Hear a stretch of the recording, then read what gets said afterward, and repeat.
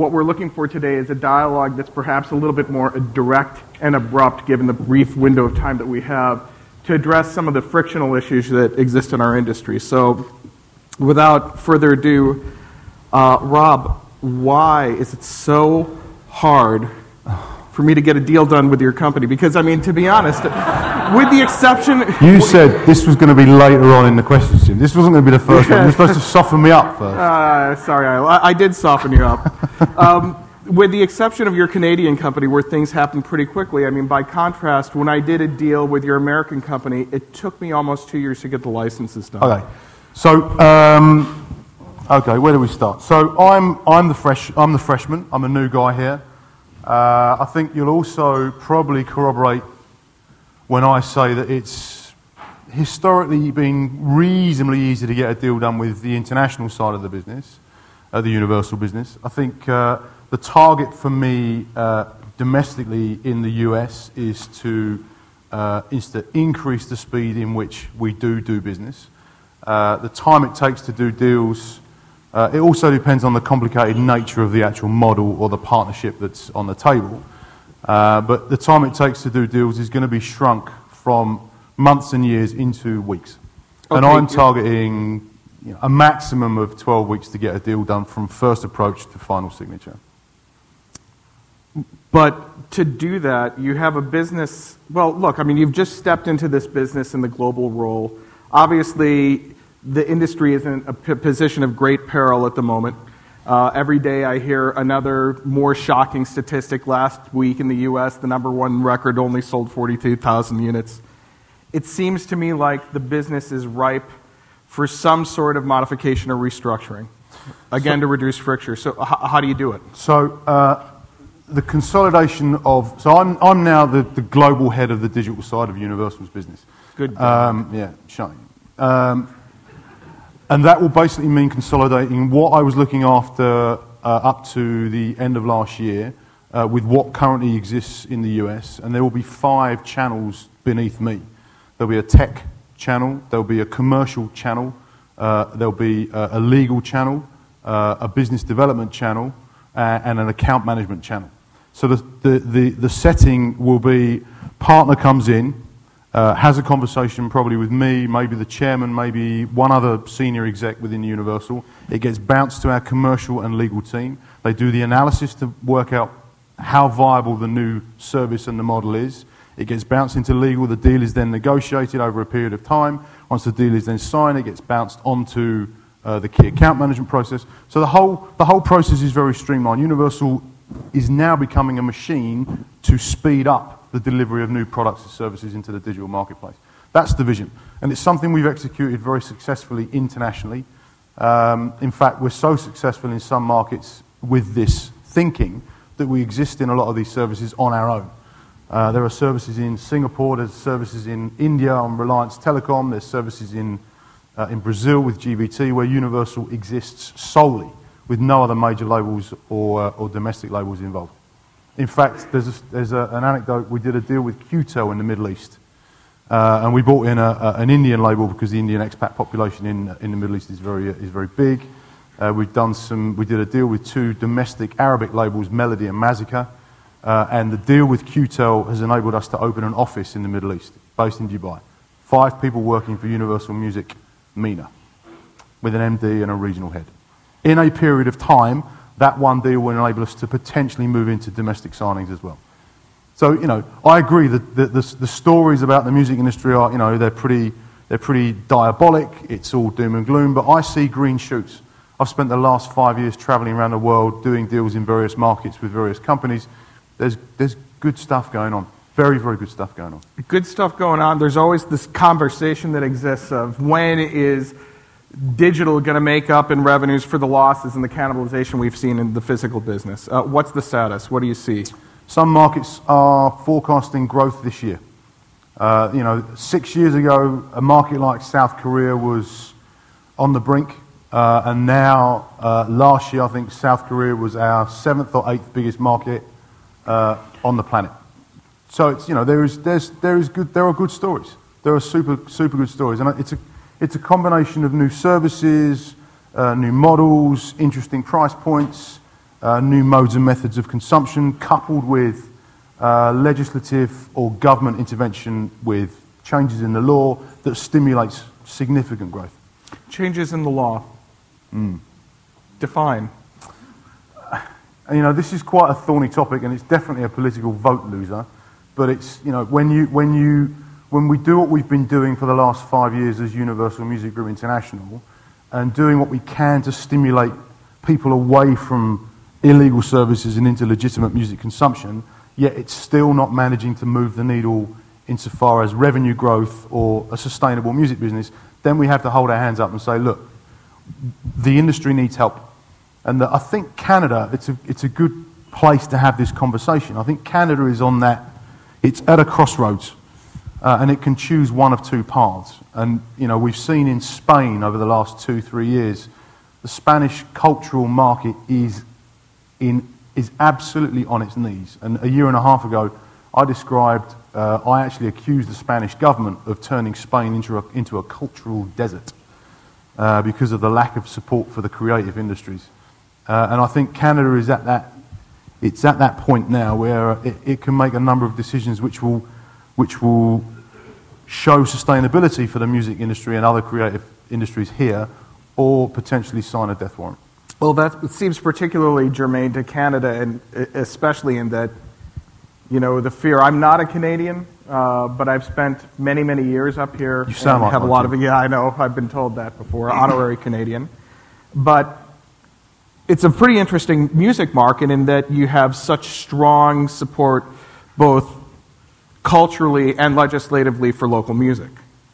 So it's sort of a funny paradigm, right? There's such an incredible loss to the artists in a locally centered market like Canada.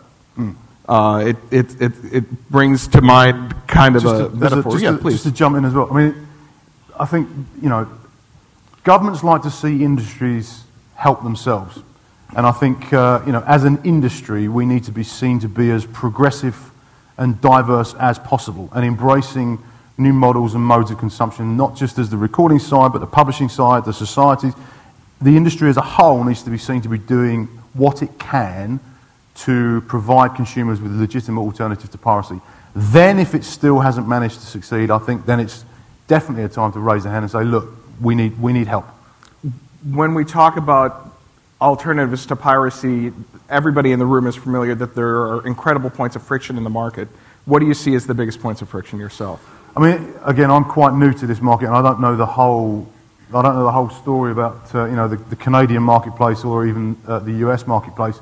But every single market on the planet has its own unique quirks and idiosyncrasies, and I think, you know, I think there's a lot we can learn from the international side of the music business that we can adapt and adopt for markets like Canada and the US. You know, some markets we 5 years ago were more or less written off. You know, Sweden was a market which had a huge piracy problem, massive levels of fast broadband penetration 5 years ago, and now this year Sweden is actually going to show signs of growth.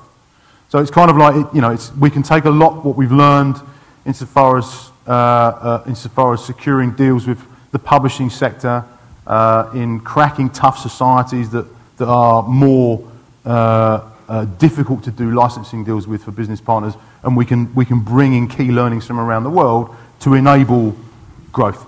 So have you, in other words, you're telling me you've been able to bypass the societies in some territories, or how are you dealing with particularly emerging markets? Because, you know, my problem is somebody who's been in the process of licensing services.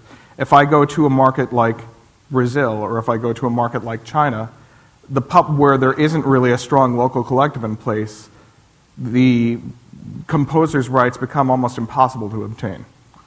Yeah, I think the point I'm trying to make is that there are key learnings. I mean, there are some markets in Western Europe that have been traditionally very tough to do deals with for business partners, and even some of those markets we're seeing start to relax. You know, there is an admission that these services do have to secure licenses.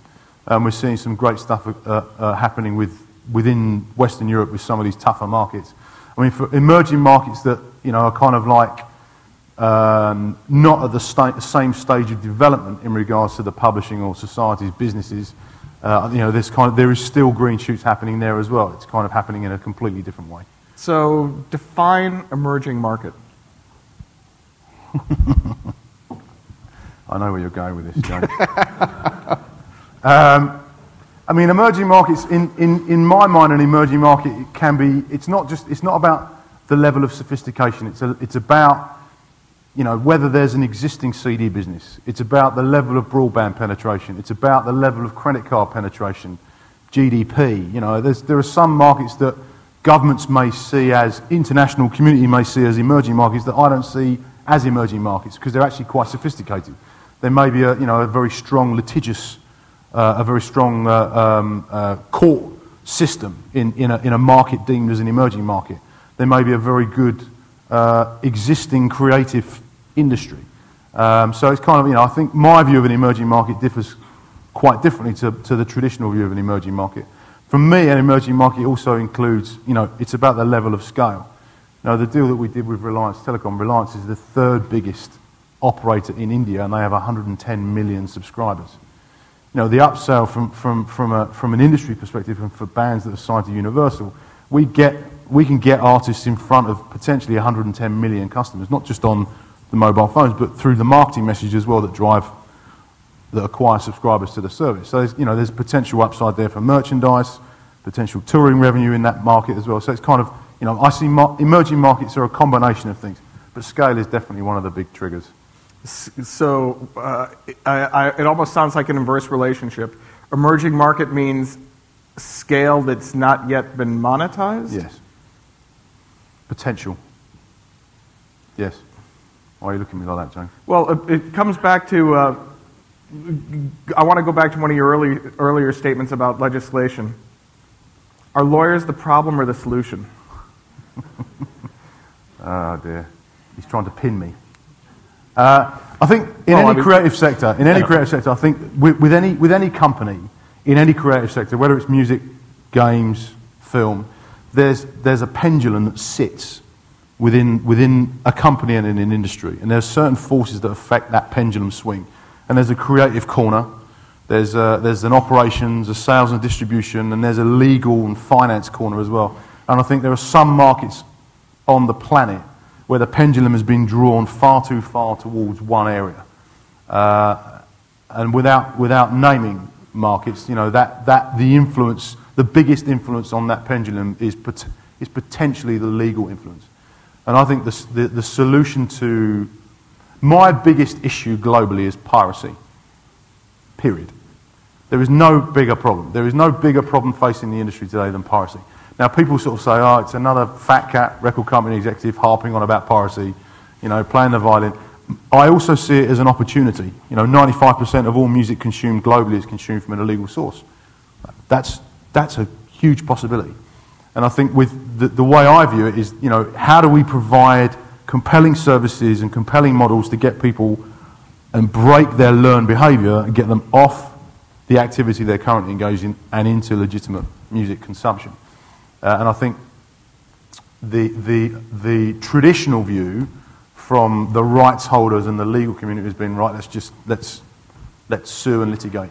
But my view is slightly different. I think litigation is a tool in an arsenal of tools.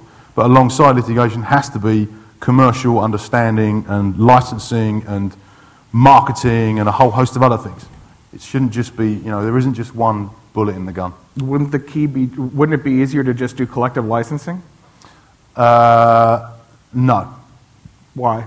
I think that you give up control of the business. I think collective licensing is a boggy, sticky place to get to. I think we need, as rights holders and corporate groups, we need to be in control of our destiny. And whenever we license a service, whether it's a startup service or a service that's being launched by a recognised household brand, it's kind of, we have the relationship with that business partner, and we insist on the service having the right level of marketing support. If a company is moving into the music retail space, I want to see full marketing effort behind it. If you go down a collective licensing route, it's just sign here, there you go. There's a feed from the distribution service, and it's just a bit cookie cutter. But traditionally, from the consumer argument and from the service provider point of view, rights holders having control over any aspect of the process inherently brings with it friction. So how do you break the friction? You break the friction by doing what we're intending to do within Universal, by speeding up the process. You know, you have to understand as well, a company like Universal has been built on a traditional business and a traditional model. You have to understand the entire architecture of a company like Universal or Sony Music or Warner's or EMI has been built around shipping bits of plastic around countries and around the planet. You know, including things like the repertoire management system, the asset management system, the data entry at label level. Every single part of the process and the value chain within a corporate group has been built around a legacy business model. Changing that, you know, and we've only been doing this for realistically 8-10 years. Changing that architecture it's a mammoth task and takes investment and focus and people and skill sets that, you know, aren't traditionally available. So it's definitely changing. I mean, you know, we currently have somewhere in the region of 1,500 digital business partners on the planet that we deliver content to on a regular basis, either weekly or bi-weekly. And then every time a release date is changed or a track name is changed on an album or a new track is added, that has to go out across 100,000 different lines. You know, and that happens 60 times a week. And there's a system that we've built to deal with that. But that's a new problem that's arisen from the back of the digital business. Traditionally, you ship a CD, that's it, it's gone. But now we have, you know, it's kind of building a business and a model around all these new concepts and modes and methods is problematic. That's why. Having seen some of my royalty statements, I only wish that when I shipped a CD, it was gone. Unfortunately, I still see the reserves of the returns.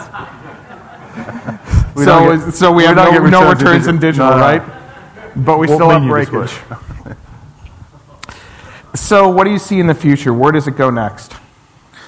I think, you know, there's a lot of talk. I do a lot of these conferences, and I was at MIDEM a few weeks back and at CES early January, and, you know, there's a lot of talk about the cloud. I think, you know, stepping away from the terminology and the sort of, you know, the voodoo part of, I think what you have to think about is what does the consumer really genuinely want from accessing their digital content, not just music, but photos and videos and TV and everything else.